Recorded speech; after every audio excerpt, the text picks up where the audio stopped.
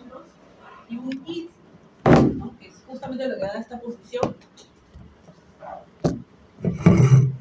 Algunos libros nos dicen que tienen la forma de murciélago, otros nos dicen que tienen la forma de mariposa, etc., ¿no? Tiene dos lóbulos, ¿no? Que dentro de las cuales además tiene dos glándulas que vendrían a ser las paratiroides, de las cuales vamos a hablar más adelante, ¿sí?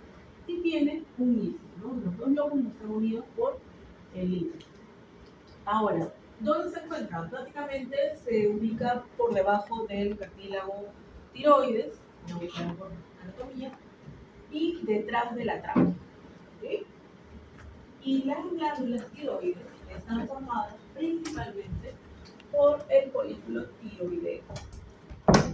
Allí tenemos un folículo tiroideo, otro folículo tiroideo, otro más y otro más. ¿Cómo está formado el folículo tiroideo? Vamos a encontrar unas células que se encuentran en la periferia que se conocen como tiroidocitos. Y en la parte interna presenta otra porción que se denomina coloide. Entonces, tiroidocitos y coloides, ¿sí? Que vendría a ser como la luz del folículo tiroideo, ¿no? Acá también vemos, ¿no? Ya una imagen histológica, ¿no? Este folículo tiene coloide. Las glándulas tiroides responden al eje hipotálamo, hipófisis, tiroides. A nivel del hipotálamo ya sabemos que se va a sintetizar y liberar la TRH, la hormona liberadora de tirotropina. Viaja a través del sistema porta hasta la hipófisis anterior, donde tiene sus receptores, y permite la síntesis y liberación de la TSH, la hormona estimulante de tirotropina o tirotropina. Se libera en la sangre y llega hasta la glándula tiroides y contribuye a la síntesis de las hormonas tiroideas T3 y T4. Como es un eje, responde también a feedback negativo, que puede ser de asa larga o puede ser de asa corta. Igualito a lo que hemos visto respecto de del ejemplo, ¿no? Que vimos anteriormente antes del proceso, iguales, ¿no? Siempre va a responder si los niveles están muy elevados en la T3 y la T4, entonces simplemente hace feedback negativo hacia el hipotálamo para disminuir la TRH, por lo tanto disminuir la TSH, y si disminuye la TSH, la T3 y T4 comienzan a disminuir. Entonces sus valores vuelven a nivelarse.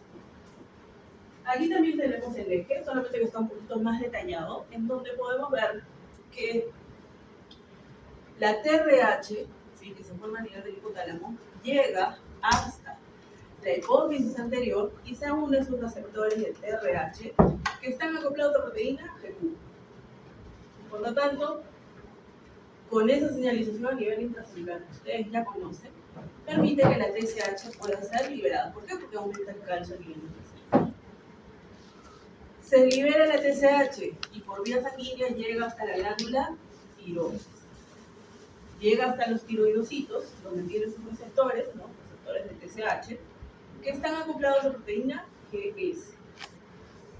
Con su señalización a nivel intracelular va a tener muchas funciones, desde la fijación del yoduro hasta la activación de una enzima que es la tiroidoperoxidasa y, lógicamente, la síntesis de T3 y T4 y su posterior liberación.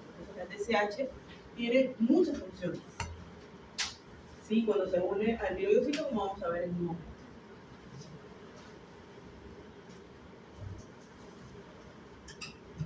El primer paso para que se pueda dar la síntesis de estas hormonas tiroideas es la fijación del yoduro desde el plasma.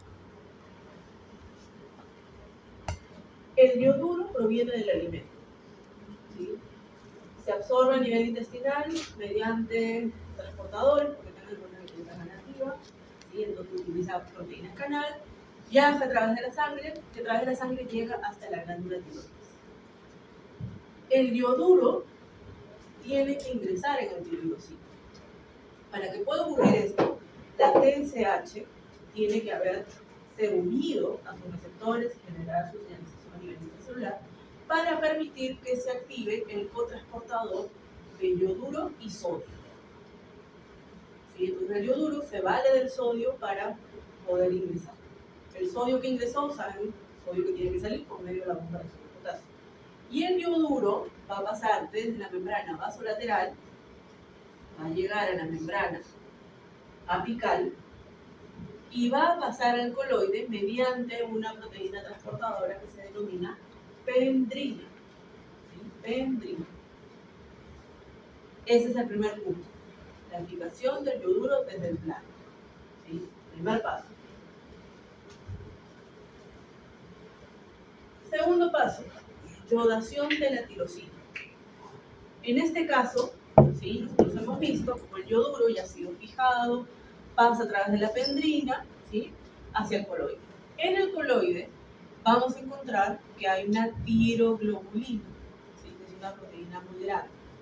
Esta tiroglobulina tiene, dentro de su formación, tiene aminoácidos como la tirosina, una gran cantidad de tirosina. Y además conlleva a una enzima que es la TPO, que es la tiroide peroxidasa. ¿Okay? Entonces, otra actividad, otro efecto, mejor dicho, ¿no? De la TSH cuando se une a sus receptores es activar a la TPO. Una vez que se activa la TPO, una de sus funciones es convertir el yoduro en yodo orgánico, es decir, que pierde esa carga negativa. ¿Por qué? Porque va a producir oxidación. Entonces el yoduro pasa a yodo orgánico. Y el yodo orgánico que tenemos ahora va a comenzar a unirse a la tirosina, ¿sí? Como vemos aquí. Tirosina es un aminoácido. Si un yodo se une a la tirosina, va a formar la monoyodotirosina. Si tenemos dos yodos, ¿sí? Dos yodos que se unen a la tirosina, vamos a tener diyodotirosina. Que en pocas palabras serían la T1 y T2. ¿Sí? Que no tienen función básicamente como hormona, todavía no, sí son precursores. Entonces tenemos a la monoyodotirosina y diyodotirosina. Y nosotros necesitamos a las hormonas tiroideas, la T3 y la T4. Si queremos formar T3, no se va a unir otro yodo. ¿Por qué? Porque los anillos que contienen a la tirosina solamente permiten dos yodos. ¿Sí? Solamente dos yodos por amonium. Más de eso no, porque se satura. Y entonces, lo que hace la TPO, aquí está la otra función de la TPO, de la tiroide peroxidasa, es permitir que se puedan ensamblar las monoyodos con las diyodos, ¿no? Entonces, si queremos formar T3, tenemos que unir una monoyodotirosina con una diyodotirosina y se forma la triyodotionina T3. Si se va a formar T4, necesitamos que se ensamblen, que podrían ser dos diyodotirosinas. Una diyodotirosina, otra diyodotirosina. Son las dos, cuatro, ¿no?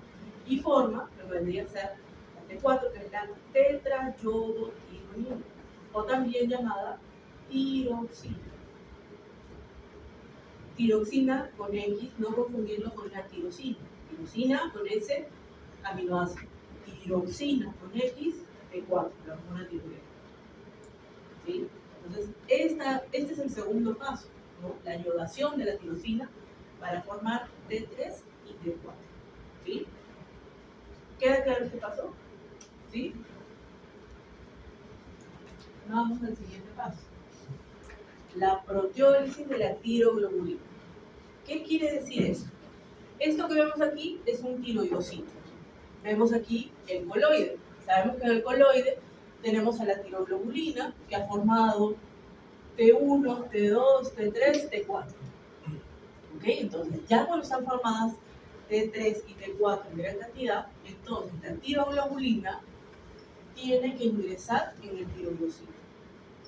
Y esto lo hace gracias a que la TSH, aquí vemos una tercera función de la TSH, hace que en las membranas apicales se formen como unos pseudófilos. ¿Para qué? Para poder atraer a la tiroglobulina que contiene a las organas. Lo cual permite que ingrese a través de una megalina formando un endosoma. se forma un endosoma que contiene coloide, tiene tiroglobulina, tiene a la monoyodo, a la diyodo, a la T3 y a la T4. ¿Sí? Han formado por endocitosis, ¿no? Un endosoma donde están todos ellos contenidos. Ahora, por acción de los lisosomas, ¿sí? Y por acción de proteasas, va a comenzar a degradarse estos endosomas. Va a comenzar a separar a la T3 y a la T4, como podemos ver aquí, y también a la diyodo y a las monoyodo de la tiroglobulina. En el caso de la T3 y de la T4, van a pasar hacia la sangre y lo hacen a través de exocitosis. ¿Qué ocurre con la monoyodo y yodo? Lo vemos aquí. Dentro del tiroidocito van a sufrir degradación por parte de una enzima, ¿no? Que es la yodotirosina desyodasa. Posiblemente conocida como desyodasa, puede ser deiodinasa, otros dicen iodinasa, depende del autor, pero creo que la mayoría está de acuerdo en llamarlas desyodasas, ¿sí?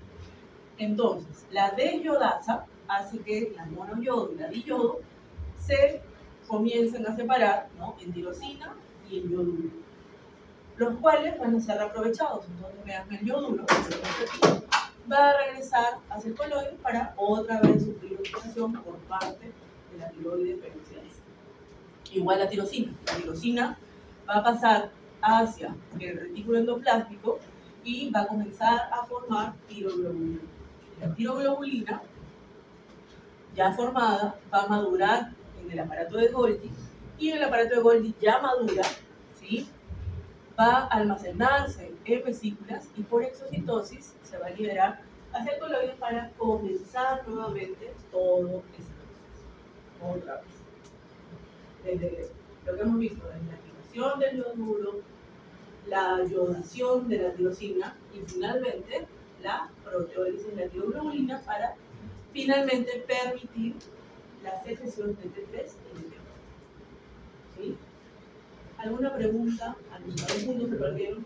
La parte del monoyodo y el yodo, ¿qué se degrada? Se degrada a través de la desyodasa en yoduro y tirosina. Yoduro. El yoduro va a pasar otra vez por la membrana hacia el coloide, y en el caso de la tirosina va a almacenarse en el retículo endoplasmático para volver a formar tiroglobulina. ¿Sí? Muy bien. Muy avanzado. Ahora, estas hormonas, la T3 y la T4, necesitan de transportadores para poder circular en la sangre. Tenemos diferentes proteínas transportadoras, tiroglobulinas, ¿no? Que en gatos no suele ser la mayoritaria. Tenemos a la transtibrotina y tenemos a la albumina, ¿sí? Que se encargan de transportar a estas hormonas T3 y T4. Y vean lo que dice aquí en este cuadrito. Formas de transporte en la sangre unidas a proteínas 99.95% y libres menos del 1%. Es decir, que por sí solas es muy difícil que puedan transportarse. Por eso, vean, la vida media de la T3 es de apenas un día, mientras que la T4 tiene un tiempo de vida media un poco más, ¿no? 6 a 7 días. ¿Por qué? Porque la T4 tiene mayor afinidad por las proteínas transportadoras a diferencia de la T3. La T3 tiene poca afinidad, por lo tanto, su tiempo de vida media en la sangre es muy corto, ¿sí?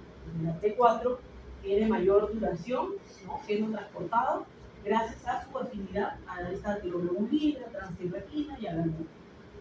Ahora, fíjense en esto. Vemos el AT3, sabemos que no tiene afinidad prácticamente por las proteínas, entonces rápidamente llega a sus células ya para poder ejercer su efecto.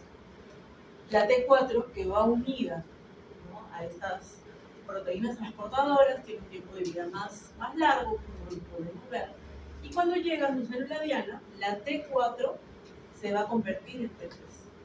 ¿Por qué? Porque la célula diana tiene una desyodasa también. ¿Qué significa eso? que si bien la T4 tiene mayor tiempo de vida media, la que tiene la acción biológica es la T3. Por eso la T4 ingresa en la célula diana, rápidamente se convierte en T3. ¿Sí?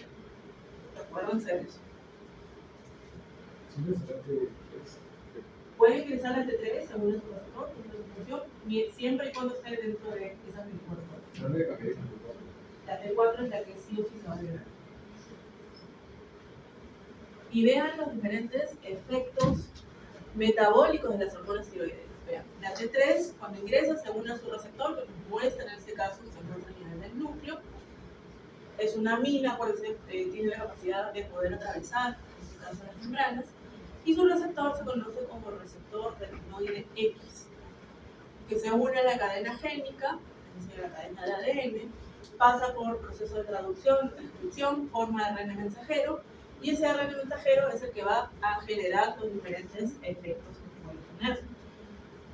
En diferentes sistemas, está relacionado, por ejemplo, con el líquido, con la generación de calor, en crecimiento también, y el desarrollo del sistema nervioso central, sobre todo en etapas fetales, es muy importante.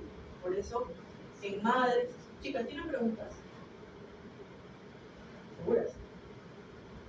Porque tengan en cuenta de que esta parada aquí no es tan fácil, se dan cuenta que son muchos procesos, muchos mecanismos. Y si yo me pierdo de un mecanismo, ya no estoy entendiendo. Sí, porque yo también me distraigo. Por eso les pido que, si quieren hablar, está el receso, si quieren salir a hablar, hablen y luego regresen. ¿Sí? Porque, como pueden fijarse, aquí hay muchos mecanismos, con muchos pasos y muchas funciones que tienen. ¿Okay? Muy bien, les estaba diciendo que estas hormonas tiroideas también tienen función en el desarrollo neural, sobre todo el sistema nervioso, en etapas fetales. Por eso, en madres hipotiroideas que no están siendo controladas, los cachorros, como ocurre normalmente en perros, o en los seres humanos también, en la que suele presentarse mucho el hipotiroidismo, pueden nacer con problemas justamente relacionados al sistema nervioso central. Pueden desarrollar hidrocefalia, pueden desarrollar espina rígida, ¿sí? Si no hay una buena formación de neurotransmisores y de neuronas, prácticamente. E incluso en los seres humanos, muchas veces es mucho más palpable. ¿Por qué? Porque además conlleva a un deterioro, ¿no?, de las funciones cognitivas.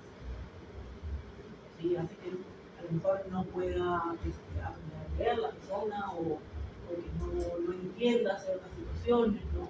Es lo que antiguamente se llamaba como cretinismo, se decía los cretinos. Y en la actualidad no, porque los casos son controlados. Ahora, digamos, en la salud, si bien sabemos muchas veces sobre la enfermedad, pero ya es otro tema, la gente sí tiene un mayor control sobre su salud. Entonces, principalmente, y sobre todo en los seres humanos, el problema está en que no consumimos yodo. Ustedes saben que el yodo, el yoduro, es muy importante para la formación del B4. Hay zonas en donde los campos, por ejemplo, los sembradíos, las frutas, las verduras, las legumbres, no tienen yodo, entonces el aporte de yodo es muy bajo. Entonces se determinó por medio de autoridades a nivel mundial, que hoy estoy hablando un poco de ONU, de OMS, ¿no?, que un ingrediente universal es la sal. Por eso ustedes ven que dice sal y agua, justamente para poder suplir esas carencias que en muchas zonas no tienen. ¿Sí? Como por ejemplo ocurre en muchas zonas, sobre todo de los Andes, en nuestro país, y hay otros países que son endémicos, que no tienen nada de yodo, no es necesario, y ya eso está controlado, ¿no? Porque tiende a producir algo que se conoce como bocio. Cuando se habla de bocio. ¿Sí? Si no, buscan ahí, ustedes tienen ahí tecnología a la mano, buscan bocio. El bocio suele presentarse en hipotiroidismo con personas que no controladas, y ya, como les digo, en la actualidad, no. Yo sí me acuerdo de chicas, sí había visto personas, en la actualidad, la verdad, no lo encuentro. hace muchísimos años, justamente por la sal y ahora por el número de consumo global. Y lo mismo puede ocurrir con los animales, con todos los perros, ¿sí? Entonces, de ahí la importancia de que si nosotros vemos una perra con hipotiroidismo que está preñada, entonces tenemos que hacer el control. ¿Cómo? Administrándole el levotiroxina, el T4, que se utiliza para el tratamiento. ¿Tiene efectos sobre el sistema cardiovascular? Sí, hemos visto que le da esa permisibilidad de la adrenalina. Entonces, ¿qué tiende a generar? Aumentar el gasto cardíaco, aumentar la frecuencia cardíaca, aumentar la fuerza de contracción, ¿no? Aumentar filamentos de altina-leucina, aumentar bombas de sodio y potasio, aumentar bombas de calcio, hacer que haya mayor salida de calcio por parte de los retículos secundarios. Entonces, tiene funciones que hacen que haya una permisividad hacia la adrenalina. Sabemos que cumple esa función, pero con el T4 y el T3, esa función es mucho más efectiva, mucho más rápida. Y tiene efectos metabólicos. Aumenta las mitocondrias, aumenta la formación de glucosa, aumenta el consumo de oxígeno, aumenta las bombas de sodio y potasio también en la mayoría de las células, potencia la gluconeogénesis, potencia la glucogenólisis. ¿Para qué? Para que haya disposición de glucosa, básicamente, ¿no? Entonces aquí también tienen una lista con diferentes funciones, como podemos ver. ¿Sí? Es un poco lo que ya habéis presumido, pero la quieren para ver. Tiene que ver con el metabolismo, como les dije, estas hormonas tiroideas. En ella se basa la tasa metabólica basal. ¿Qué significa esta tasa metabólica basal? La cantidad mínima de energía que necesita el individuo para poder realizar diferentes funciones estando en reposo. Desde respirar, o que ustedes estén sentados escribiendo, todo es gracias a la tasa metabólica. Tasa metabólica basal. Que puede verse alterada, ¿sí?, cuando los niveles de T3 y de T4 están aumentados o están disminuidos. Si están disminuidos, vamos a hablar de hipotiroidismo. Y aquí se suele ver que esa tasa metabólica menor, que es mucho más baja, hace que el individuo sea mucho más sensible al frío. ¿Sí? No puede estar en lugares fríos porque la sensibilidad es mayor, siempre y cuando no esté siendo tratado, ¿no? Obviamente. También podemos ver que se muestra más aletargado, más cansado, ¿no? Realiza las funciones en más lentitud y también tiende a generar que haya una mayor ganancia de peso. ¿Por qué? Porque las hormonas tiroideas están relacionadas con lo que vendría a ser la lipólisis. Entonces, al estar bajas, vamos a tener menos lipólisis. Entonces, es muy común que en pacientes hipotiroideos normalmente encontremos perritos que estén aumentando de peso, ¿sí? Ahora, por el contrario, si tenemos una tasa metabólica aumentada, nos está dando un indicio de que posiblemente ese paciente tenga hipertiroidismo, que ocurre en la medicina veterinaria, sobre todo en los gatos, ¿sí? Hipotiroidismo en perros, hipertiroidismo en gatos, en los cuales ocurre lo contrario. Aquí ya no vamos a ver a un animal aletargado, sino que vamos a ver hiperactivo, nervioso, es mucho más sensible al calor, tiene mayor gasto de energía, mayor consumo de oxígeno, ¿no? Entonces hay una diferencia, ¿no? Y eso conlleva que hayan alteraciones en la misma calidad de vida del animal. Ahora, el efecto de las hormonas tiroideas en la producción de calor es muy importante. Vamos a hacer un recuento, por eso se los he colocado aquí arribita para que lo tenga. No sé en qué curso habrán visto eso, creo que se dan biofísica, cuando sean las partes de termogénesis, creo, pero como nunca me responden, entonces decidí colocarlo aquí, ¿sí? Entonces, tenemos a la grasa parda y la grasa blanca.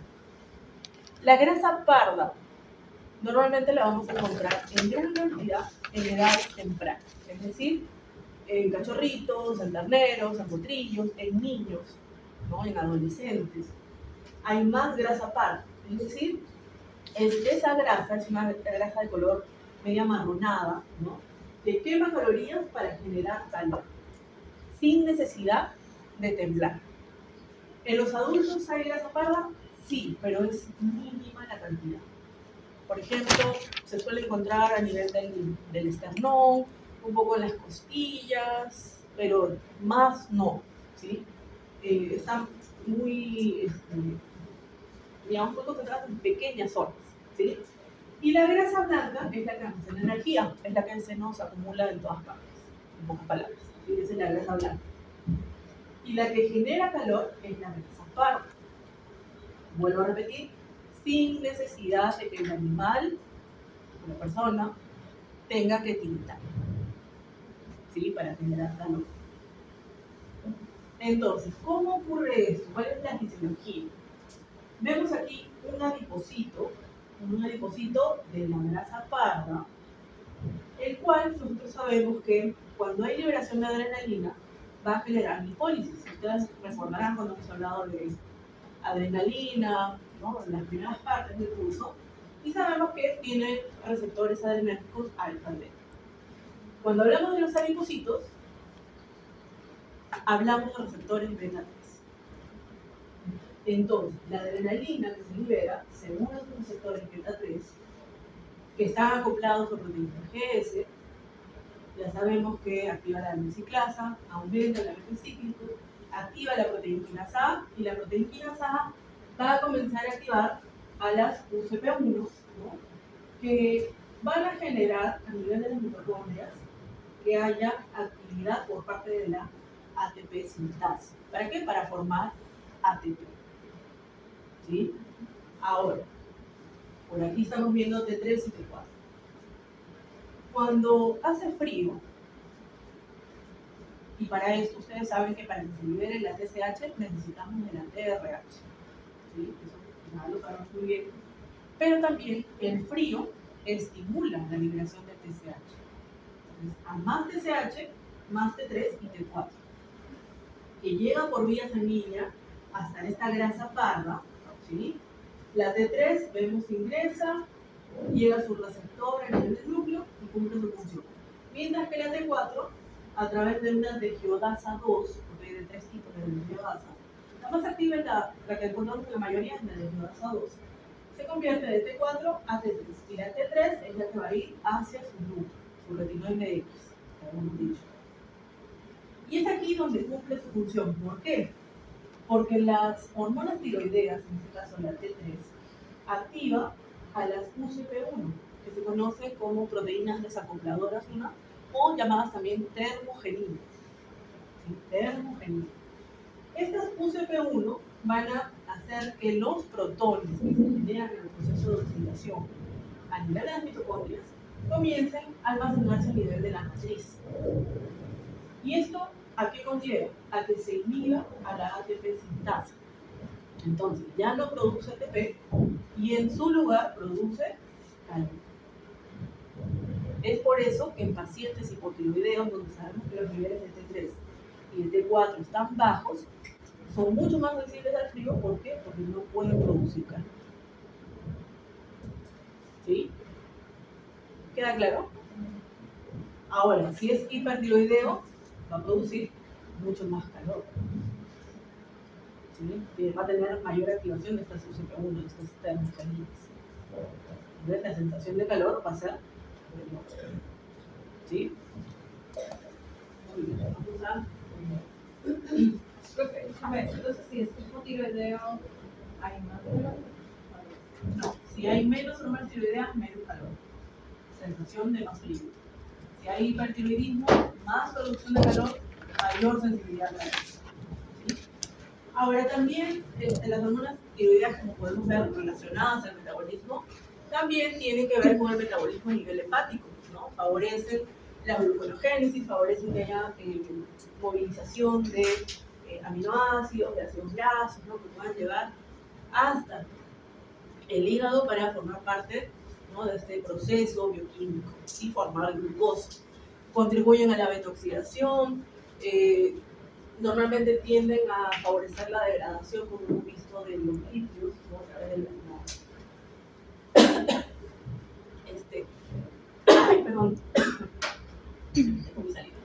descompone los ácidos grasos en acetil-CoA para ser utilizados como energía, por ejemplo, ¿no? Y también contribuye en la formación de ácidos grasos y sales biliares, sobre todo a nivel hepático, también contribuye un poco en ello. Y podemos ver aquí, a nivel del músculo cardíaco, cómo la T3 y la T4 pueden potenciar, ya sabemos, por medio de esa permisividad, las funciones de la adrenalina, porque va a tener efectos que pueden ser no genómicos, cuando sus receptores por lo general están a nivel de las mitocondrias, y genómicos cuando se encuentra a nivel del núcleo. ¿Sí? Entonces, si ingresa T3, ya sabemos que va a ir a sus receptores. Si es T4, a través de la nitriodasa, se convierte en T3, se degrada. La T3 es la que tiene la acción biológica. Si se unen sus receptores en organelas, entonces los efectos son no genómicos, como cuáles: que haya mayor expresión de monóxido de potasio, que haya mayor expresión de intercambiadores, que haya mayor formación de receptores para la adrenalina, ¿no? Que son las cosas más rápidas y más potentes. Ahora, cuando la T3 se une a sus receptores a nivel del núcleo, ahí vienen los efectos genómicos, que están más relacionados con la activación de más filamentos de miocino, por ejemplo, ¿no? Que las cabezas de miocino sean mucho más rápidas a la hora de generar ese puente cruzado, o que también permita que el retículo sarcoplástico tenga más canales de calcio a la hora de que tenga que salir el calcio, o también haya mayor desarrollo de más cerca a la hora que se requiera que se relaje, ¿no? Entonces, son funciones que contribuyen a crear de manera más efectiva la función renal.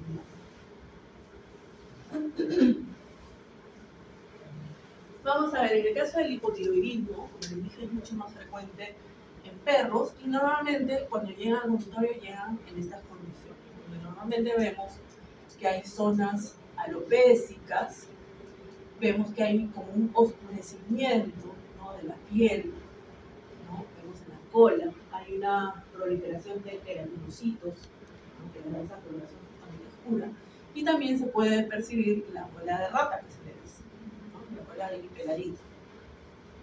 Además puede estar aumentado de peso y está inapetente o come con normalidad, el dueño dice que está mucho más cansado, ya no quiere salir a jugar, ¿no? Entonces, son los signos que normalmente nosotros vamos a apreciar, ¿no? También tienen algunos aumento de peso inexplicable porque, como les digo, puede comer su porción de siempre, o come menos, pero siempre ven que está aumentando de peso, letargia, debilidad, porque disminuye la tasa metabólica, ¿no? Cambios en la piel, en el pelaje, intolerancia al frío, porque los niveles de la T3 son bajas, inapetencia, cambios en el comportamiento, también el corazón, o incluso pueden mostrarse incluso nerviosos, puede ser también, ¿no? Y en la medicina veterinaria clasificamos al hipotiroidismo en primario, secundario, terciario, que no está aquí, y el subclínico. ¿Sí? Vamos a ver cómo están las hormonas principalmente. Cuando hablamos de hipotiroidismo primario, quiere decir que el problema está a nivel de la glándula tiroides. ¿Qué puede estar ocurriendo aquí? Que quizás haya una desensibilización de los receptores para la TSH, entonces la TSH no puede actuar bien, o puede ser que sea un alimento deficiente en yodo. ¿Sí? Puede ser. Cuando nosotros pedimos un dosaje de hormonas tiroideas, pedimos TSH, T4 total, o simplemente T4, T4 libre, ¿no? ¿Cuál es la diferencia entre una y otra? La T4 total está unida a proteínas, y la T4 libre es menos de 1%, ¿se acuerdan de lo que dijimos? Que se encuentra circulando en sangre por sí solo. Y también se puede pedir T3, no está aquí, pero también se puede pedir T3. Ahora, ¿cuál es más indicativa para saber si hay hipotiroidismo entre T4 y T4 libre y la T4 libre? ¿Por qué? Porque la T4 puede estar disminuida en muchas patologías. Y a lo mejor tengo que ver no tanto con las hormonas tiroideas, sino con los transportadores, que tengan menos albúmina, que tengan menos transportina, que tengan menos tiroglobulina. Entonces nos va a dar falsos positivos. Mucho más certera es la T4 libre. No sé si alguien alguna vez le han hecho análisis de hormonas tiroideas y normalmente nos colocan T4 libre. Como nosotros cuando vivimos en la medicina veterinaria, T4 libre de preferencia. Ahora, ese resultado podemos ver que la TSH está aumentada, lo cual nos indica que el problema puede estar en que hay una desensibilización de los receptores de la TSH, es decir, se está liberando bien en gran cantidad, pero no hay respuesta. Como hace un feedback negativo, porque se produce menos T4 y menos T3, entonces sigue aumentando la TSH, pero no hay caso. ¿Por qué? Porque los receptores no funcionan. O puede ser, como les digo, una alimentación baja en yodo. Si no hay yoduro, tampoco vamos a tener formación de hormonas tiroideas por más que tengamos TSH. ¿Sí? Ahora pregunto, ¿por qué no se pide TRH? ¿Por qué se pide TSH, T4 total, T4 libre, T3, pero no se pide TRH?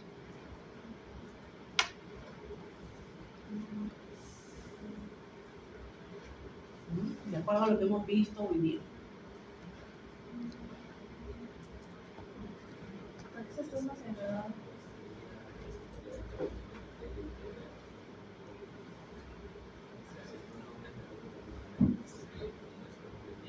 ¿Pero por qué no pedimos? Por eso está relacionado No está almacenada, pero entiendo lo que quieres decir. Está confinada solamente entre el hipotálamo y la hipófisis anterior. Entonces, nosotros no podemos meter una aguja y extraer la muestra de sangre, ¿no? Porque esa sangre es periférica.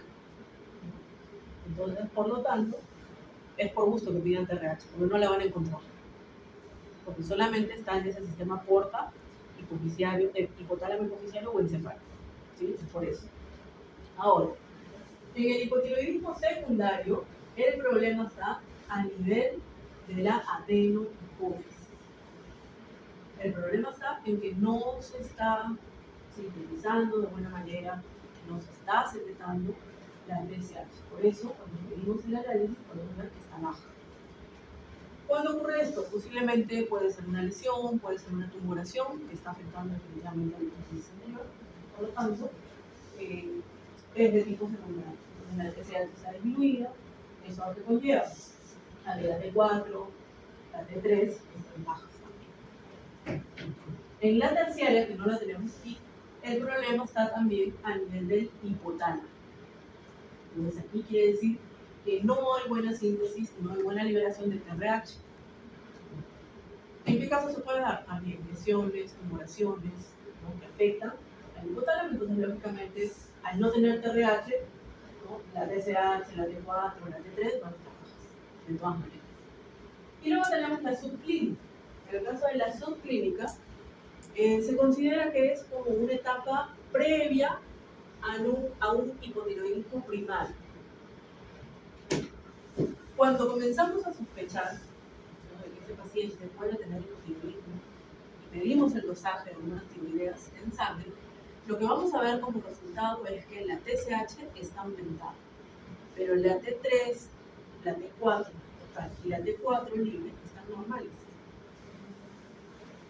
¿Qué significa esto? Que la glándula tiroides ya está comenzando a fallar, pero no tiene un fallo total como en la primaria. Entonces, la hipófisis anterior comienza a reconocer esto, incluso el hipotálamo también lo reconoce. Si bien se está produciendo T3 y T4, la TSH, al reconocer que falla esa glándula tiroides, comienza a acelerarse, tratando de parchar ese fallo que está notando, que como digo muchas veces pasa desapercibido, porque a veces no vemos signos. En algunos casos sí, se pueden ver signos muy parecidos a la primaria, pero ustedes hacen el dosaje y les va a salir esto. Entonces ahí ya estamos hablando de un hipotiroidismo subclínico. ¿Ok? Entonces eso para tenerlo en cuenta, ¿verdad? En cuanto al hipotiroidismo. Ahora, el tratamiento. El tratamiento para hipotiroidismo por lo general es de continuo, ¿sí? Y se le administra un fármaco que es la levotiroxina sódica, ¿no? Que es el Levotirox, la T4. Y suele ser de por vida para todos los casos. ¿Ok? Ahora, vamos al siguiente caso, que es el hipertiroidismo, que suele afectar a los felinos, ¿no? A nuestros pacientes felinos, en donde los niveles de TSH está aumentado, la T3, la T4 total, la T4 libre, todas están aumentadas, ¿sí? ¿Qué vemos en estos pacientes? Sabemos que su tasa metabólica va a aumentar, va a ser mucho más sensible al calor. Entonces, ¿qué empezamos a ver? Pérdida de peso inexplicable por más que se alimenten normalmente, y además hay un aumento del apetito, justamente porque necesitan más energía, necesitan generar más calor, ¿no? Por esas hormonas que están aceleradas. Hiperactividad, agitación, nerviosismo. Si ya de por sí muchas veces los gatos son nerviosos, aquí se triplica ese nerviosismo, ¿no? Puede aparecer poliuria y polidipsia también. ¿Por qué? Porque tengan en cuenta que al generar calor también conlleva que ingiera mayor cantidad de agua. O sea, si tienen más agua, esa agua tiene que ir eliminándose, ¿no? Entonces genera poliuria y polidipsia. Cambios cardíacos, vamos a poner a pacientes con taquicardia, ¿no? Taquicardia muy marcada, porque tengan en cuenta que hemos visto que la hormona tiroidea potencia a la adrenalina. Entonces aquí definitivamente vamos a ver aumento de fuerza contráctil, aumento de la frecuencia cardíaca, sin ningún lugar a dudas, ¿no? Cambio del pelaje de la piel. Normalmente aquí se puede ver alopecia, como en el caso del hipotiroidismo, pero no es, digamos, la norma. Lo que más vamos a ver es un pelo de tipo hirsuto, es como si estuviese sucio, como opaco, ¿no? Ya cuando se están haciendo prácticas veterinarias, ya más o menos se van a entender, pero si no, en los cursos de semiología, de enfermería, ahí van a ver ese tipo de pelo hirsuto que es como si estuviese, pareciese sucio, ¿no? Opaco, seco. Entonces, tienen estas características y vuelvo a decirles, a quitar esto de aquí, la TSH va a estar aumentada, T3 aumentada, T4 total aumentada, T4 libre aumentada, ¿sí? Entonces, ¿cuál es el tratamiento aquí? Principalmente en la medicina veterinaria utilizamos fármacos como el metimazol, que lo que hace es disminuir la actividad de la TPO.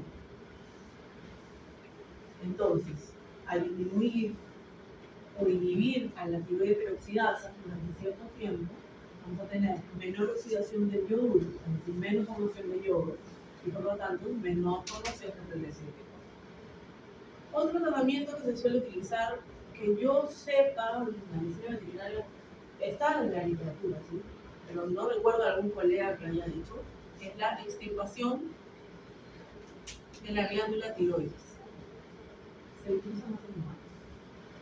Y también se le puede dar yodo radioactivo.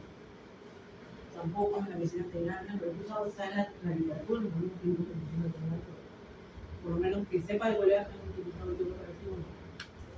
Más en personas, sí.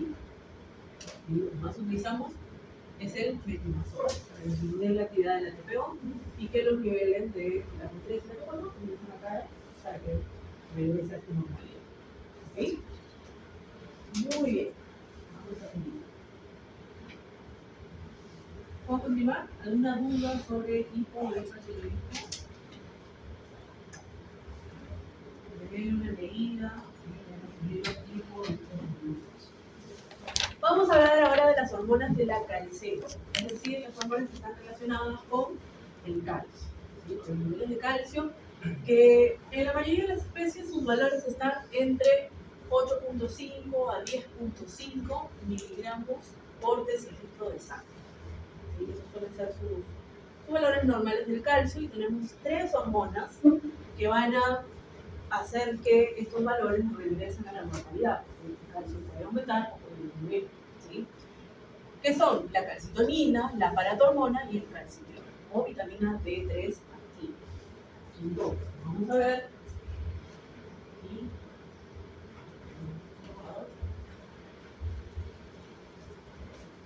Vean aquí, tenemos en la glándula tiroides, habíamos visto que tenemos los folículos tiroideos. ¿Sí? Está formado en su periferia por los tiroidocitos.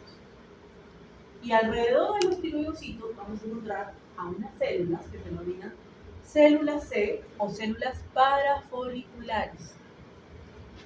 ¿Sí? Esas células C o células parafoliculares van a producir la hormona calcitonina. La calcitonina tiene un estímulo. ¿Cuál es ese estímulo? Cuando hay niveles de calcio elevados en sangre, lo reconocen estas células parafoliculares y comienzan a liberar calcitonina. Y la calcitonina va a ejercer sus efectos principalmente a nivel de los huesos, donde va a disminuir la resorción ósea. ¿Qué es la resorción ósea? Cuando se hace la resonancia para poder obtener calcio y se pone la sangre. La resorción vendría a ser la desmineralización del hueso para obtener calcio. Entonces, en este caso, evita esa desmineralización. Entonces, disminuye la resorción ósea. ¿Sí? Y otra es que favorece la excreción del calcio por medio de la orina. Evita de que sea absorbido o reabsorbido, mejor dicho, a nivel renal. Entonces, el calcio se elimina y los niveles comienzan a disminuir hasta que llega a su valor normal de 8.5 a 10.5 como habíamos visto. ¿Okay? Eso es por parte de la calcitonina. Ahora, tenemos las paratiroides que se ubican. Habíamos visto en la glándula tiroides tiene 4 glándulas, 2 en cada lóbulo, ¿no? Donde vamos a tener a la paratiroides. Tiene células principales que producen paratormona. Es la otra hormona, ¿no? La paratormona. Y en este caso, el estímulo es la disminución de calcio. Cuando los niveles de calcio en sangre están bajos, las células principales las reconocen, comienzan a liberar paratormona y en su efecto, como respuesta, ¿no?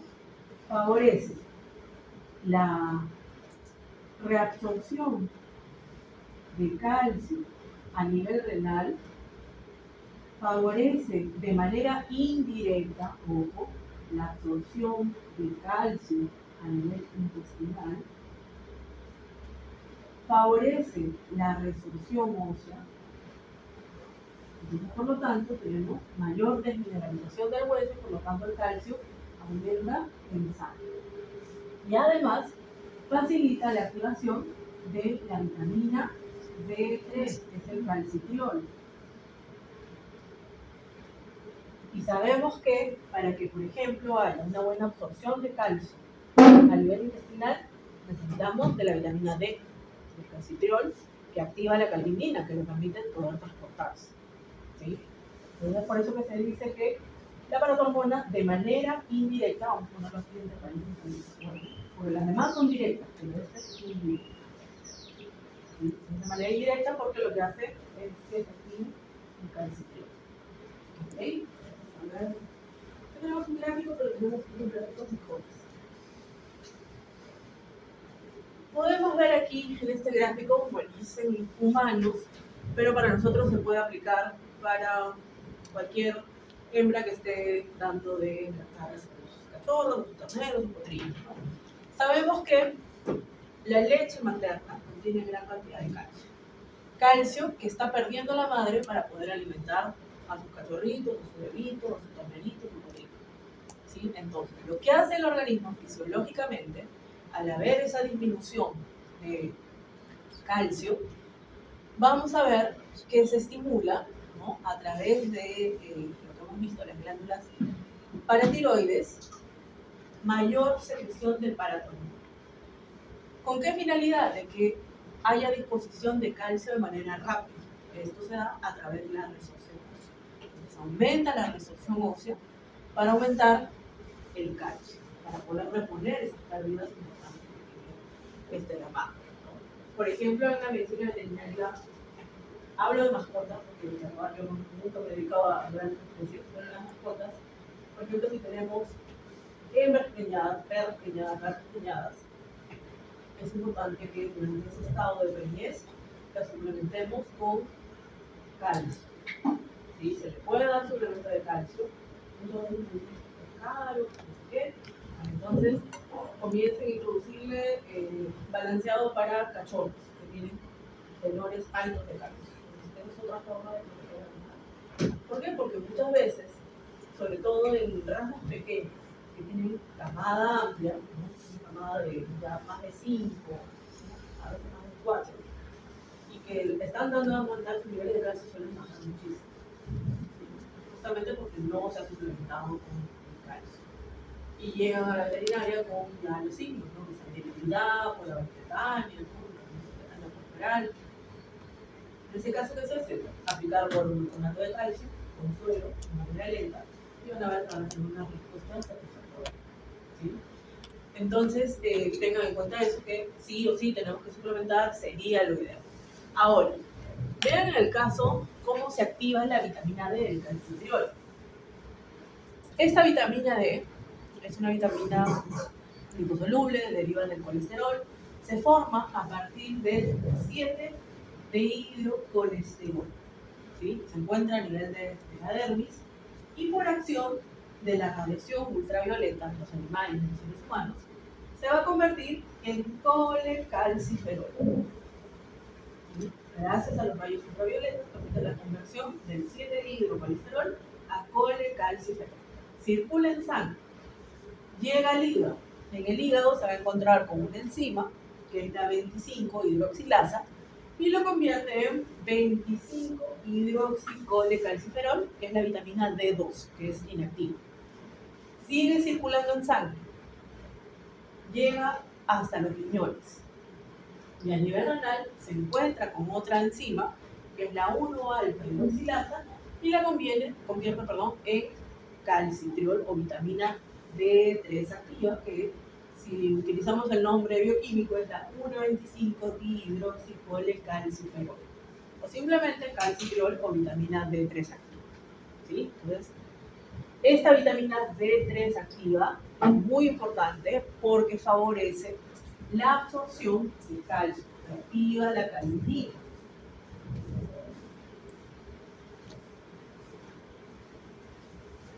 Vean aquí en este caso, es una célula principal de la paratiroides, en la cual es el lugar donde se sintetiza la paratormona.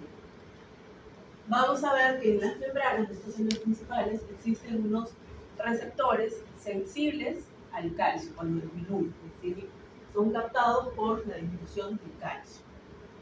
Esto conlleva a que a nivel del núcleo llegue esa información de disminución del calcio, y como tienen estas células una actividad genética ya estipulada para que se forme paratormona, comienza a formarse, lo que vendría a ser el RNA mensajero de la paratormona, que se va a unir a los ribosomas y va a formar pre-pro-paratormona.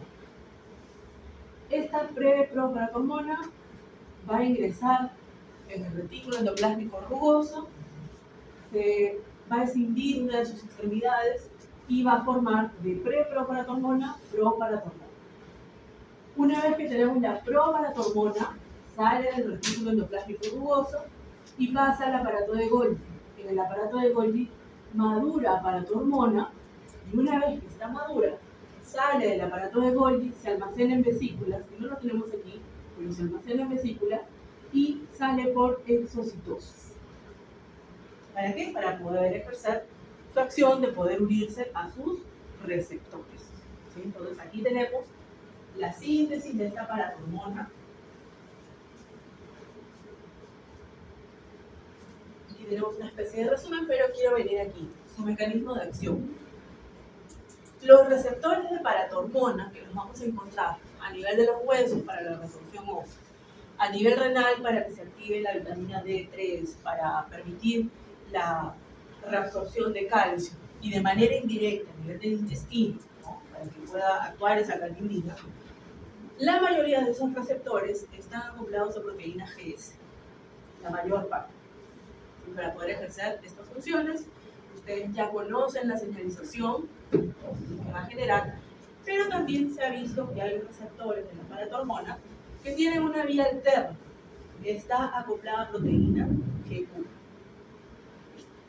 ¿Qué se ha visto en los diferentes estudios? Que normalmente están acoplados a proteína GQ, ejecutan una función de ajuste. ¿Sí? Aquí para regular, los que son con GS. Y los que son con GQ es para un ajuste en esa regulación. En caso de que se necesite más, se necesite menos. ¿Sí? Entonces tengan en cuenta ellos, no se sorprendan si en los libros, en artículos, ustedes ven que hablan de GS o pueden hablar de GQ. La mayoría GS.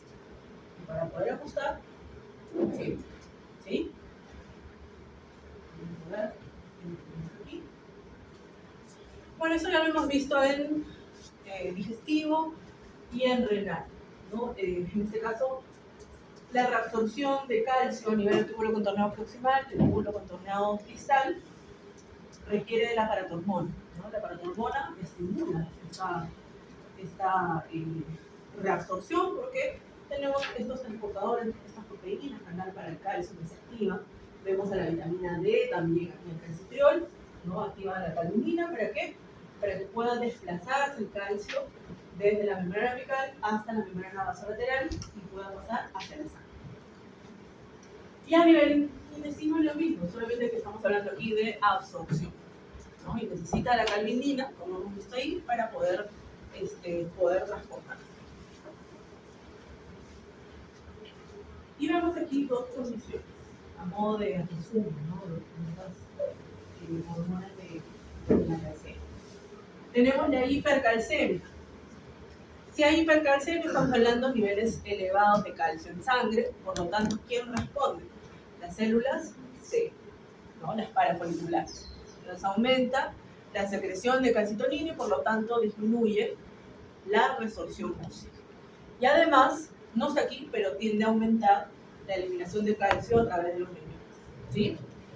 Y la que se va a ver inhibida es la paratiroides, porque los niveles son elevados. Y hemos visto que sus receptores lo que hacen es captar la disminución. Entonces aquí se inactivan, entonces disminuye la paratormona, disminuye la producción de calcitriol, por lo tanto disminuye la absorción intestinal de calcio, porque no hay vitamina D, disminuye la resorción ósea, disminuye la activación también de la vitamina D, y por lo tanto los niveles de calcio en el plasma comienzan a caer. ¿Para qué? Para que regrese otra vez a esos 8.5 a 10.5 miligramos por decilitro de sangre. Ahora, si hay hipocalcemia, los niveles están bajos de calcio. Entonces aquí sí se activa la paratiroides, ¿no?